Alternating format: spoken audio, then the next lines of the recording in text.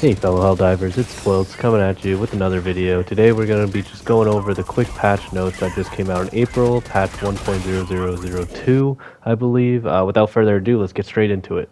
So first off, they added two more planetary hazards, so blizzards and sandstorms, and they increased the level cap from 50 to 150. So those are just kind of like quick changes. It's good to see though, always fun to see new planetary hazards. They're always kind of fun and make the levels feel different and less repetitive. And obviously increasing level cap is always nice. Always like getting those new titles, unlocking them, and just kind of equipping them to sound badass and stuff, you know? Next, they basically made the Retrieve Essential Personnel mission easier and the Destroy Command Bunkers harder. They also nerfed the operation modifiers, which cause the increased cooldown or call down speed for your stratagems by 50%, so that's always nice. So they come down faster, and that's always good. Alright, next we'll talk about the changes they've made to the primary, secondary, and support weapons.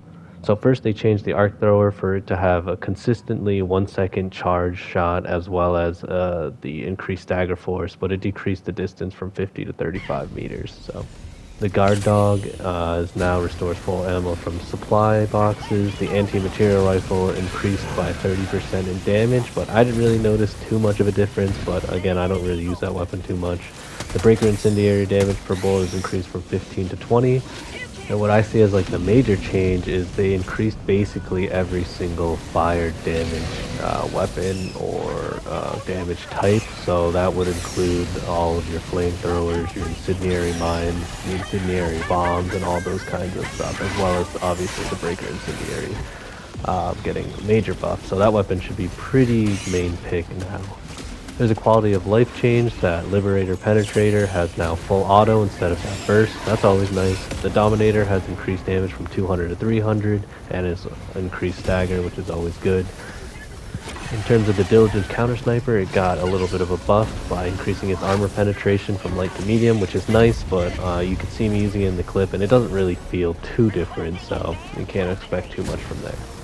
But moving on, we got the Slugger being nerfed to the ground, the recoilless rifle and the spear getting additional rockets from each resupply, and the heavy machine gun decreasing its rounds per minute from 1200 to 950. The Patriotic Exosuit also got a small buff by having the rockets penetrate armor on direct impact.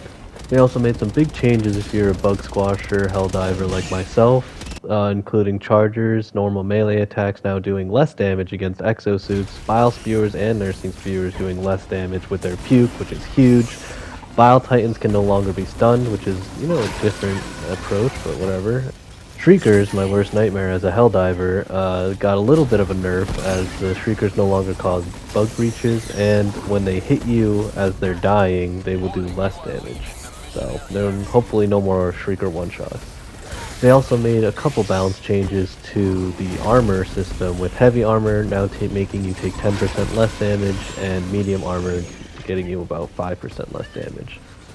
And before we go over some of the bug fixes, let's just go quickly into the ballistic shield changes. They changed a little bit, so the collision mesh has been significantly increased in size for more forgiveness, changes to the shield poses so that there'll be less Helldiver exposed, and address the bug where parts of the Helldiver would become vulnerable while using the shield in first person. So if you use a ballistic shield, maybe this can help you. So to finish it off, let's talk about some of the bug fixes that they improved on. So they helped reduce the number of objects that prevent Hellpod steering. So hopefully you should have a smoother transition when you get spawned on top of hills or mountains or whatever. They also fixed cases where the ground under some assets could be bombed, causing them to float, so a little bit of lifestyle changes.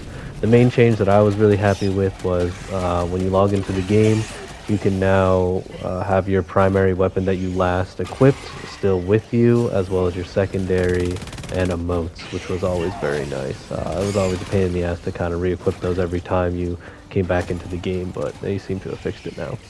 And one last thing before I leave, that wasn't in the patch notes, but if you look on the top right of the screen, I'm doing the bug eradication mission, but it also works for the robot one. That they now put a percentage rather than a numerical value for the bugs you need to exterminate before your mission is completed. Well, that's it for this video. I wanted to make it nice and quick. I hope you guys enjoyed. If you have any questions, feel free to comment, like and subscribe if you want to see more content like this one. And I'll see you guys next time. See you, Helldiver.